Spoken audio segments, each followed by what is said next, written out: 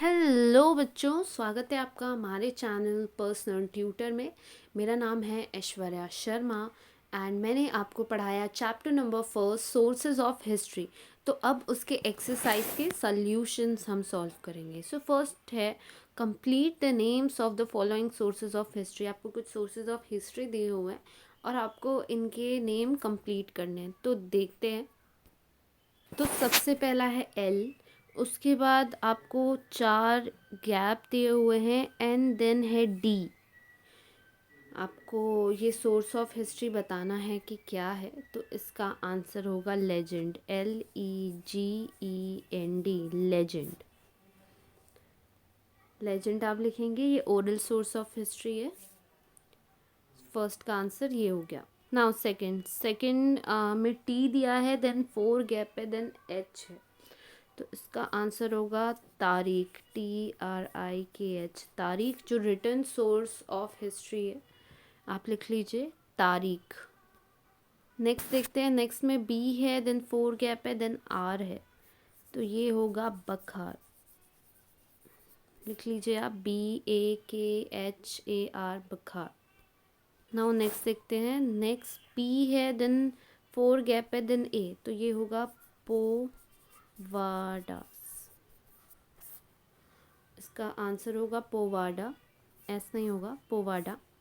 ये इसका आंसर होगा। This is oral source of history.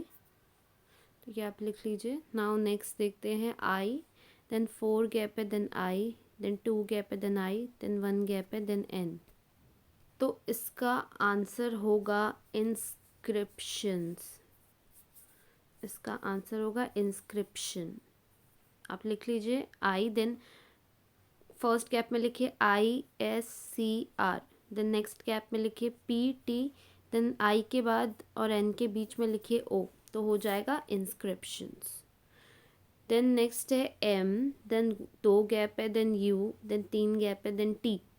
तो ये होगा MONUMENT, मॉन्यूमेंट।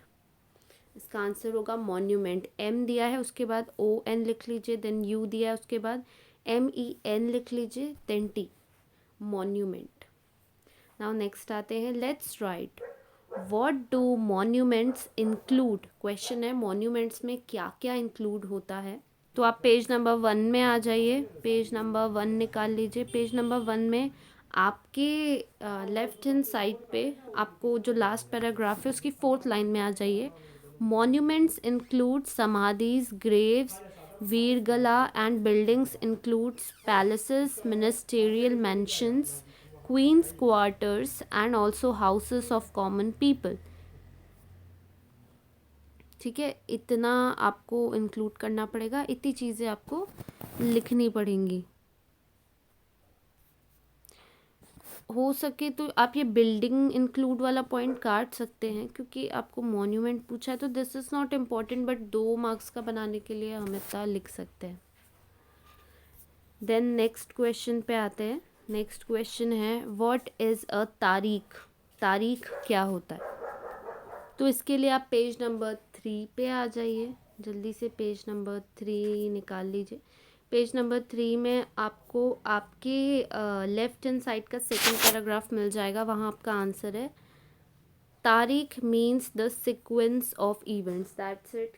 बहुत छोटे आंसर्स आपको लिखने हैं क्वेश्चन नंबर 2 में, तो ये एक लाइन सफिशिएंट होगा। Tarikh means the sequence of events.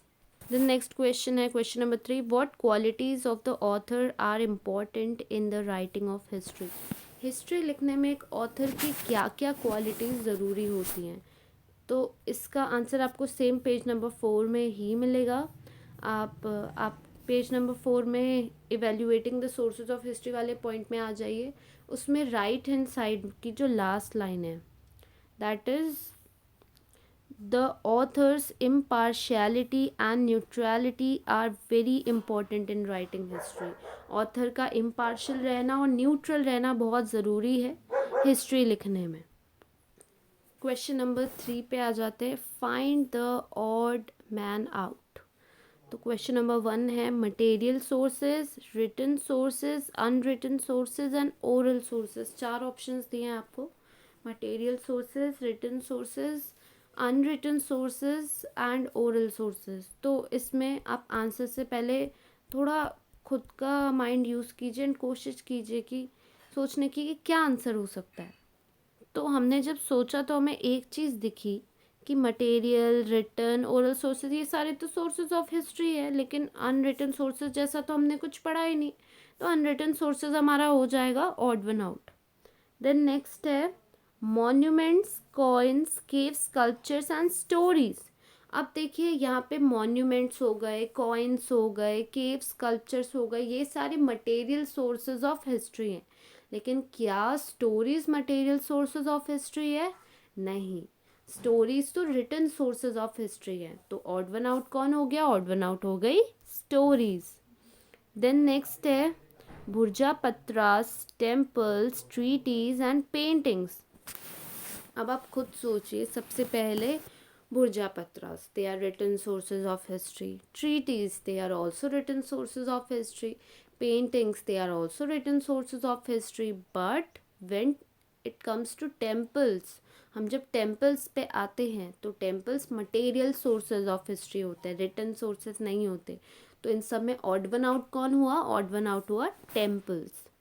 Then next है Ovis, Tariqs, folk tales and myths. तो इसमें ऑड वन आउट हुआ तारिक्स, क्योंकि तारिक सीक्वेंस है इवेंट्स का और बाकी सब जो है वो स्टोरीज काइंड ऑफ थिंग्स है। नाउ नेक्स्ट क्वेश्चन पे आते हैं। नेक्स्ट क्वेश्चन है एक्सप्लेन द फॉलोइंग कॉन्सेप्ट्स। आपको ये कॉन्सेप्ट समझाने हैं।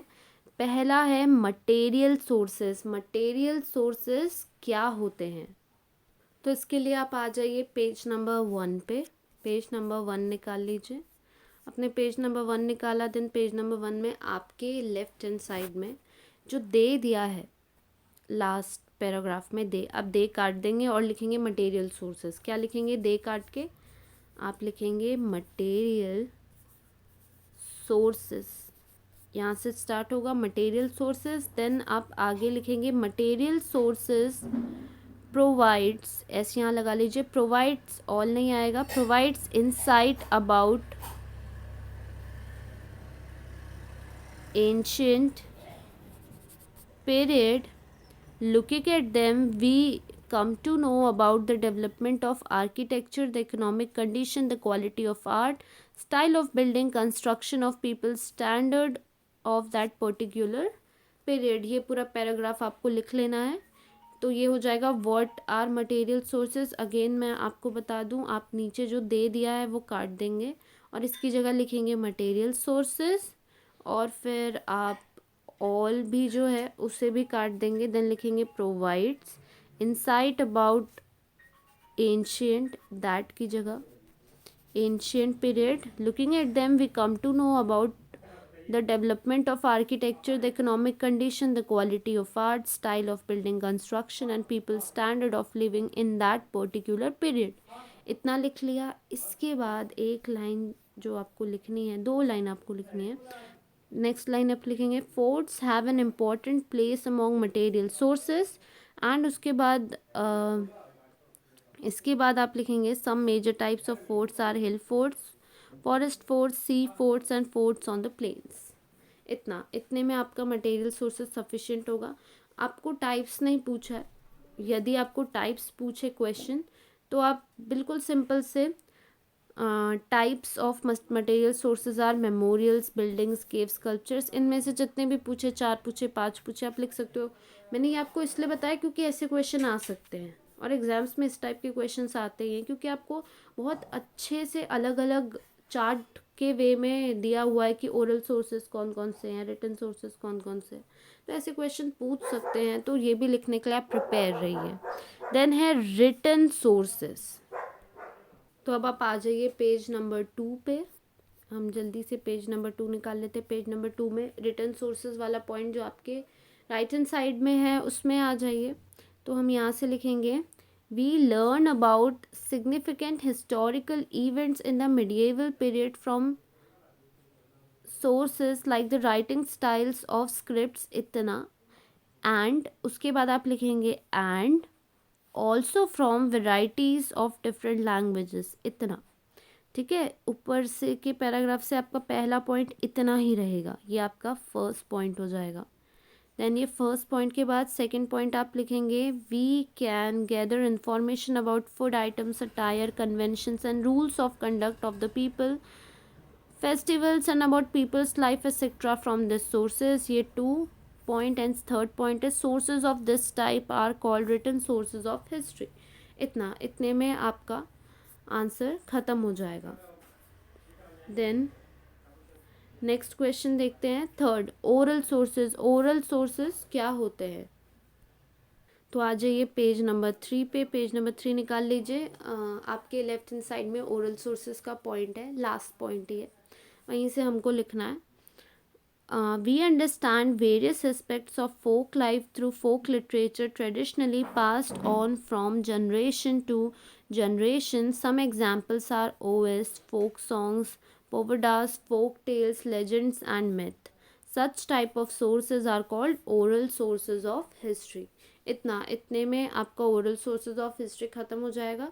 यदि कभी आपको क्वेश्चन पूछे टाइप्स, तो आप यहाँ से टाइप्स लिख सकते हैं, लेकिन अगेन मैं आपको कहूँ, आपको याद करना पड़ेगा एग्ज़ाम में, क्योंकि इतने अच्छे से आपके चैप्टर में एक्सप्लेन किया है, तो ये क्वेश्चंस पूछे जा सकते हैं। बिकॉज ये दिख रहे हैं क्लियर कि किसी भी बच्चे को आने चाहिए, क्योंकि चैप्टर में एक्सप्लेन्ड अच्छे से है, तो इसीलिए ऐसे क्वेश्चंस के आने के चांसेस बढ़ जाते हैं। And question number 5 is it necessary to evaluate sources of history? Give your opinion. यहाँ पे आपको अपना ओपिनियन देना है कि क्या ये नेसेसरी है कि हिस्ट्री को इवेल्यूएट किया जाए।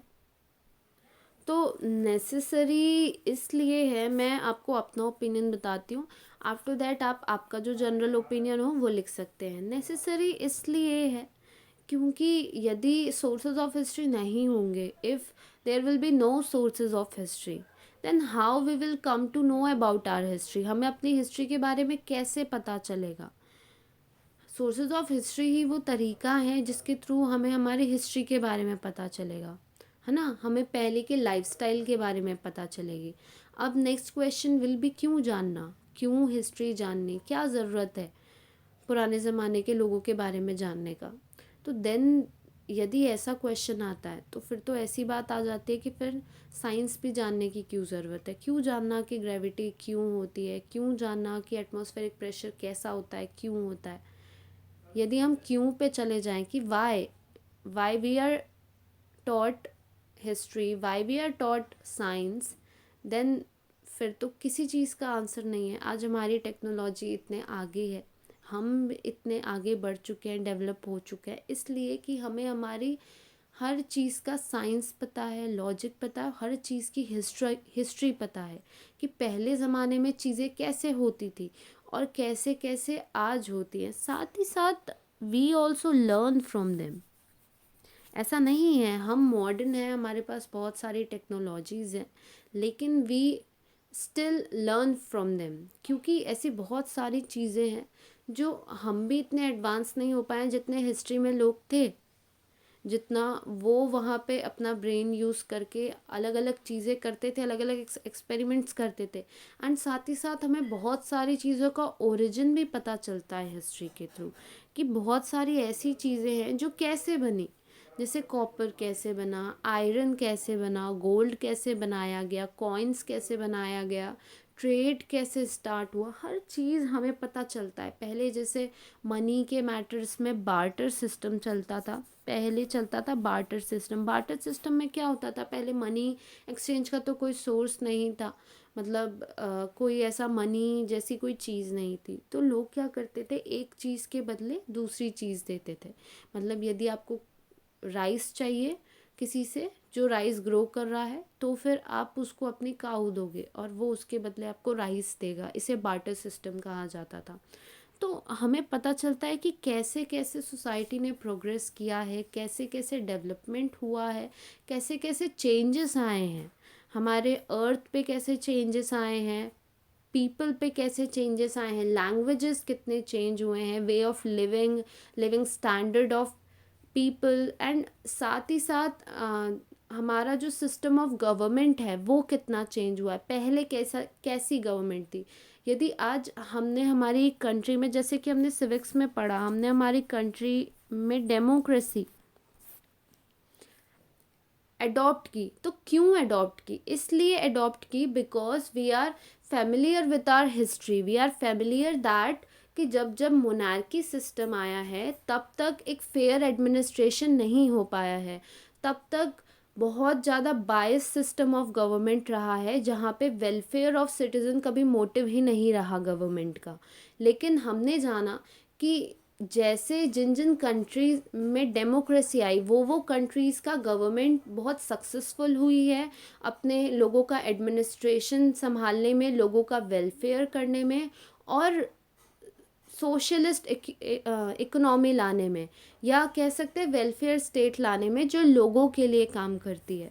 तो ये सारी चीज़ें भी हमें कैसे पता चली? हमारी हिस्ट्री से पता चली। हमें हमारी हिस्ट्री ने बताया कि देखो, जब मोनार्की का सिस्टम अडॉप्ट हुआ तो ऐसा हुआ, जब हिटलर जैसे लोग आए जिन्होंने डिक्टेटरशिप जैसी चीज़ें अडॉप्ट की तो ऐसा हुआ, एंड नेक्स्ट जब जिस जगह पे डेमोक्रेसी जैसा सिस्टम ऑफ गवर्नमेंट आया तो ये चीज़ें हुई।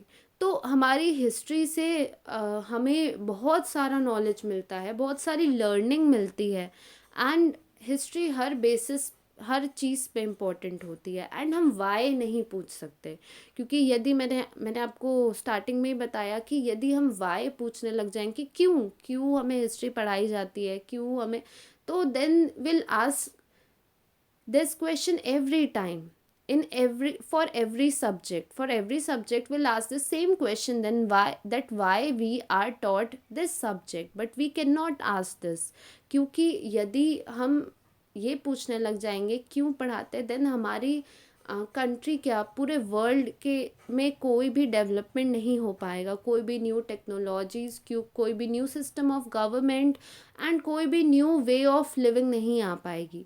क्योंकि जब तक हमें हमारी हिस्ट्री नहीं पता है तब तक हम आगे नहीं बढ़ सकते। तो ये मेरा ओपिनियन है, this is my opinion. But क्यों ज़रूरी है सोर्सेज ऑफ हिस्ट्री, आप खुद का ओपिनियन भी लिख सकते हैं। आप खुद सोचिए, आपने पूरा चैप्टर अच्छे से पढ़ा है सोर्सेज ऑफ हिस्ट्री, आप खुद सोचिए और आप खुद लिखने की कोशिश कीजिए कि क्यों सोर्सेज ऑफ हिस्ट्री इम्पॉर्टेंट होते हैं। नाउ नेक्स्ट क्वेश्चन लिखते हैं, write why in your words. First, a stone inscription is considered to be authentic source of history. एक स्टोन इंस्क्रिप्शन को ऑथेंटिक सोर्स ऑफ हिस्ट्री क्यों कहा जाता है? ये आंसर मैं आपको यहाँ से बता देती हूँ। First, a stone inscription is considered to be authentic source of history. Y?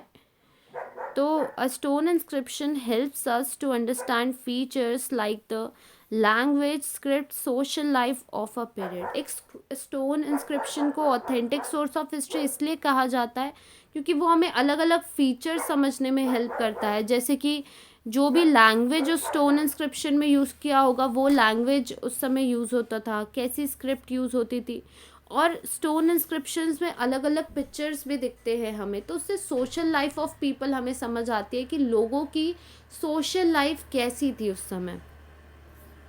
Now next, oral sources reveals various aspects of people's life. जो ओरल सोर्सेज ऑफ हिस्ट्री है उनके द्वारा लोगों की लाइफ के अलग अलग एस्पेक्ट्स हमारे सामने आते हैं। तो ऐसा क्यों? तो इसका आंसर हम देखते हैं।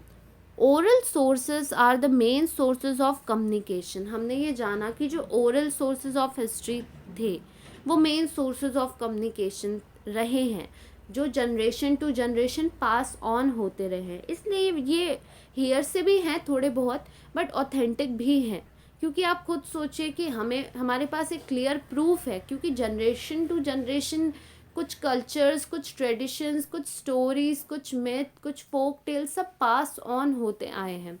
People get to know about other happenings in life by oral communication.